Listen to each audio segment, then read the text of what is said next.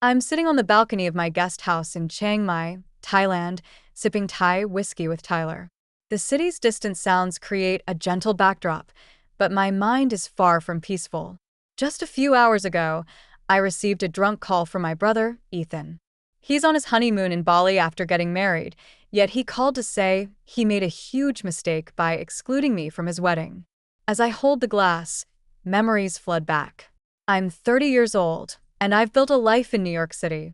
I work as a senior graphic designer at a well-known advertising agency. I have a small circle of close friends, and I'm content with my life, or so I thought. Ethan and I grew up in a small town in upstate New York. Our parents were hard, working but often at odds with each other. Dad was a strict man who believed in tough love, while Mom was more lenient, always trying to keep the peace. Ethan, for years older than me, was my rock. We spent countless summer days exploring the woods near our house, building forts, and dreaming of our futures. When I was 16 and Ethan was 20, our parents' relationship finally fell apart. They divorced in a messy and acrimonious way. Amidst the chaos, Ethan became my anchor. He would drive back from college on weekends to take me out for ice cream and listen to me pour my heart out. We promised each other that no matter what, we'd always be there for one another. Fast forward to a few years ago. Ethan met Lily at a fancy law firm in Manhattan. He was smitten from the start, texting me about how brilliant she was in court and how she made him laugh. I was genuinely happy for him. I remember our first meeting at an upscale Italian restaurant in the city. Lily was elegant in her designer dress, but there was a coldness in her eyes when she looked at me. She steered the conversation towards her law firm's high-profile cases and their country club events, worlds I had no part in. Slowly but surely, Ethan started to change. Our weekly phone calls became less frequent, and when we did talk, it was all about his work or Lily's achievements. I made efforts to maintain our bond. I sent him thoughtful birthday gifts and invited him to art exhibitions, knowing he had an interest in art. But most of my attempts were met with polite rejections or last-minute cancellations. 6 months ago, Ethan called to tell me he was getting married. I was overjoyed for him. I immediately offered to help with the wedding planning, suggesting ideas for invitations and venues. But he hesitated and said Lily's mother was handling everything and they had hired a professional planner. Still, I held on to the hope that I'd receive an invitation. Months passed, and I checked my mailbox every day with anticipation. One morning, I finally found an envelope with Ethan's handwriting. My heart raced as I took it upstairs. But when I opened it, instead of a beautiful wedding invitation, there was a note. "Dear my name, we've decided to make our wedding an adults-only event. We hope you understand. Love, Ethan and Lily." I was in shock. I'm an adult with a successful career and my own life. What did they mean by adults only? I called Ethan, but his phone went straight to voicemail. I left a confused message, asking him to call me back.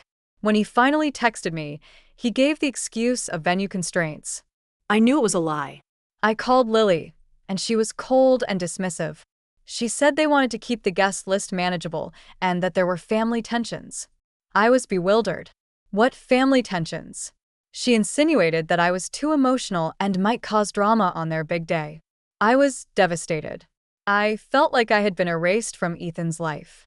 Through mutual friends, I learned that almost everyone else had received proper invitations months ago. I was the only one left out. That's when I decided to take a stand. I requested all my accumulated vacation days from work, and without much thought, I booked a one-way ticket to Thailand. I needed to escape, to find myself outside of the shadow of my broken relationship with Ethan. In Thailand, I met amazing people. Audrey from Sydney, a free, spirited traveler. Tyler, an American photographer documenting Asian cultures.